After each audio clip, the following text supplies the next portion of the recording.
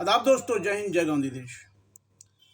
दोस्तों, जयपुर में 2 दिन पहले एक घटना हुई और उससे माहौल तनावपूर्ण करने की, बदरंग करने की कोशिश की। और ये एक बार फिर भारतीय जनता पार्टी के एक विधायक द्वारा, वो विधायक जो बिल्ली के भाग का छीका टूट गया, मात्र 600 वोटों से इसलिए जीत गया हवा महल सीट से कि वहाँ 2-2, 3-3 मुस्लिम निर्दलीय उम्मीदवार खड़े कर दिए गए थे। वो किस तरीके से खड़े किए थे? भारतीय जनता पार्टी की साजिश थी या किसकी साजिश थी? 2000 वोट काट दिए उन्होंने। 2000 वोट काटे उन निर्दलीय उम्मीदवारों ने।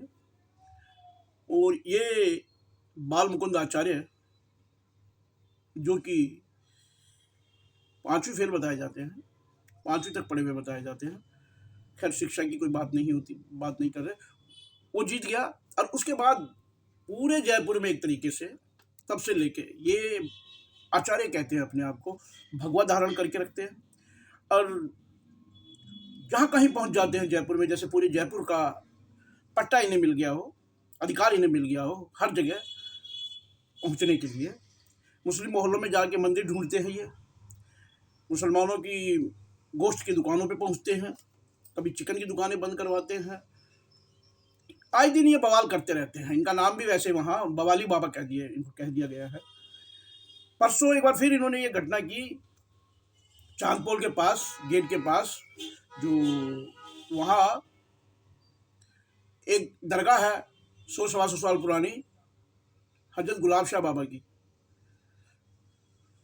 वहाँ पुरानी इमारत है, उस इमारत में आगे टीन शेड डला हुआ था, टीन शेड गल गया था। और स्थानीय विधायक, जो किशनपोल के विधायक हैं, चांदपोल के, अमीन कागजी, उन्होंने अपने विधायक फंड से पैसे दिए और छत डलवाने के लिए। इससे पहले उन्होंने कई मंदिरों, सैकड़ों मंदिरों के लिए भी बजट दिया है, बड़े मंदिरों, छोटे मंदिर, सबके लिए उन्होंने बजट दिया अपने कार्यकाल में। यहाँ उन्होंने दिया, बजट दिया, तो बजट सैंक्शन करवाया 5-7 लाख रुपए का। जो बजट सेक्शन करवाया, बजट सरकार ने सेक्शन किया, वहाँ के निगम ने सेक्शन किया और अर्बन विभाग ने उसे पास किया।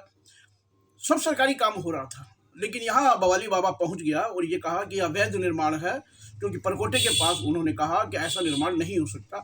वहाँ, हालांकि इससे पहले इनका खुद का ये इतिहास है कि इन्होंने ऐसा कहीं याद नहीं आता, कहीं ऐसा सबूत नहीं मिलता कि इन्होंने किसी मंदिर के लिए बजट दिया हो या अनुदान दिया हो, बजट सैंक्शन करवाया हो।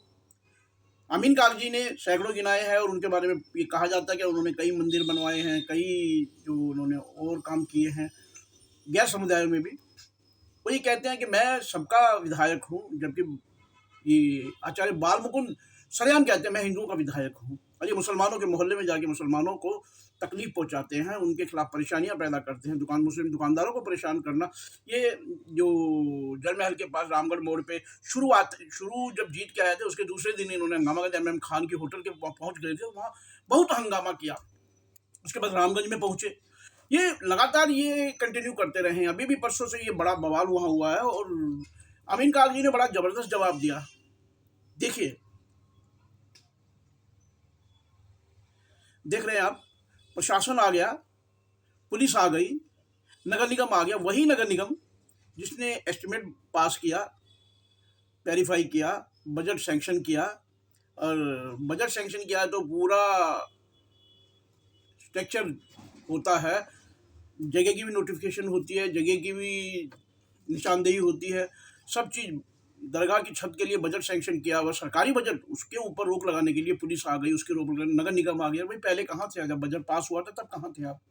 खाली एक व्यक्ति जो फिजा खराब कर रहा है, माहौल खराब कर रहा है, उसके कहने पे आप आ गए। अब सुना है कि उस पर रोक भी लगाई गई है, अस्थायी रोक है, तो निर्माण फिलहाल रुक गया है। लेकिन ऐसा कब तक चलेगा? नफरत का बाजार गर्म करोगे सिर्फ राजनीतिक वोटों के लिए, तो ये सोचने वाली बात है। जयपुर एक प्यार मोहब्बत का शहर है। अब वो बार बार ये कहते हैं अपराकाशी या पता नहीं क्या क्या कहते हैं जयपुर को। अब अगर ऐसे मैं कहूँ तो मैं ये भी कहूँगा कि मुगलों का ससुराल भी जयपुर है, राजघराना है कि नहीं? खैर ये बात है, लेकिन बचना चाहिए। प्रशासन को जयपुर की फिजा खराब होने से रोकना चाहिए। और ऐसे किसी काम के लिए अगर कोई बवाल करता है तो कानून अपना काम करता है, कानून को अपना काम करना चाहिए। जहाँ तक बाल मुकुंद आचार्य के पूरी जयपुर का ठेका नहीं है, उनका अपना विधानसभा क्षेत्र वहाँ काम करे, दूसरे विधानसभा क्षेत्रों में जाके, ये अमीन कागजी ने कहा कि दूसरे विधानसभा क्षेत्रों में आके उसको कोई हक नहीं बनता, और बिल्कुल नहीं बनता उनको। कोई भी विधायक अपने क्षेत्र की तरफ ध्यान दे, अपने क्षेत्र के विकास की तरफ ध्यान दे, वो अपना क्षेत्र छोड़ के दूसरे क्षेत्र में जाएगा तो इससे बवाल बढ़ेगा। किसी दूसरे की सीमा का अतिक्रमण ना करे, ये करना भी नहीं चाहिए। संवैधानिक दायित्व यही होता है जनप्रतिनिधि का। लेकिन यहाँ ये आचार्य जो बाल मुकुंद है, इन्होंने पूरे जयपुर का ठेका ले रखा है, पूरे जयपुर का ठेका ले रखा है। और ये खास तौर से उन जगह जरूर जाते हैं, जैसे रामगंज है, मुस्लिम मोहल्लों में, वहाँ जाके ये अपनी सियासत करते हैं, हिंदू मुसलमान की सियासत, मुसलमान के मोहल्लों में, मुस्लिम मोहल्लों में जाके मंदिर तलाशते हैं। ये इनकी सियासत है। जबकि अमीन कागजी ने यह कहा कि मैंने कई मंदिर बनाए, वहाँ के हिंदुओं ने भी कहा कि अमीन कागजी हमारे लिए काम करते हैं, वो हमारे बिना हिंदू मुस्लिम का भेदभाव किए वोटरों के लिए, अपने मतदाताओं के लिए, अपने क्षेत्र के निवासियों के लिए काम करते हैं, विकास का काम करते हैं। कभी वो हिंदू मुसलमान की तरफ देखते नहीं हैं। रफ़ीक खान का भी यही है, बाकी सबका सही है। लेकिन ये यहाँ बाल मुकुंद आचार्य भगवा पहन के निकलते हैं सुबह से शाम तक, और सुबह से शाम तक शायद सियासत ही ये हिंदू मुसलमान की करते हैं। अब कईयों को मुसलमान अच्छे नहीं लगते तो कोई उनकी समस्या को दूर नहीं कर सकता। अब क्या कर सकते हैं? अब जिनकी फितरत यही हो, जिनकी परवरिश ऐसे ही हुई हो कि हिंदू मुसलमान के बीच जो नफरत पैदा करने के बीच परवरिश हुई हो, अब जिसने बचपन से यही सीखा हो कि हिंदू मुसलमान एक दूसरे के प्रति सामुदायिक घृणा की जो सोच है, जिनकी जातिवाद की घृणा की सोच है, तो वो सोच कोई दूर नहीं कर सकता। वैसे ये हमें समझना चाहिए, मैं बार बार कहता हूँ, ये हमें समझना चाहिए सबको कि ये भारत है मेरे दोस्त, ये भारत हिंदू और मुसलमान सबका है, किसी एक के बाप की जागीर नहीं है। एक शेर मैं कहूँगा, यहाँ जिंदा लोग रहते हैं, अरे मरघट के शैतानों, ये बागे बाहर है, कोई कब्रिस्तान नहीं है। ये मेरा घर है, ये मेरा चमन है, ये मेरा वतन है, किसी के बाप का हिंदुस्तान नहीं है। तो ये किसी एक के बाप का हिंदुस्तान नहीं है, हम सबके बाप का हिंदुस्तान है, हमारे पूर्वजों की धरती है। और यहाँ अगर कोई ये हुकूमत जताए कि मेरा है, दूसरे को ये एहसास दिलाए कि तुम कम हो, तुम्हारी औकात नहीं है, तो ये भूल जाए किसी को निकालने की किसी में औकात नहीं है, किसी को डराने की धमकाने की किसी की औकात नहीं है। ये देश सबका है, इस देश में समरसता रही है, इस देश में समरसता का विश्वास रहा। ये देश समरसता में विश्वास करता है। इस देश ने हमेशा सर्वधर्म संभाव में विश्वास किया। आज से नहीं, हड़प्पा मोहनजोदड़ो की संस्कृति काल से अगर इस देश को देखोगे तो यहाँ अनेक मत मतांतर के लोग हमेशा से रहते रहे।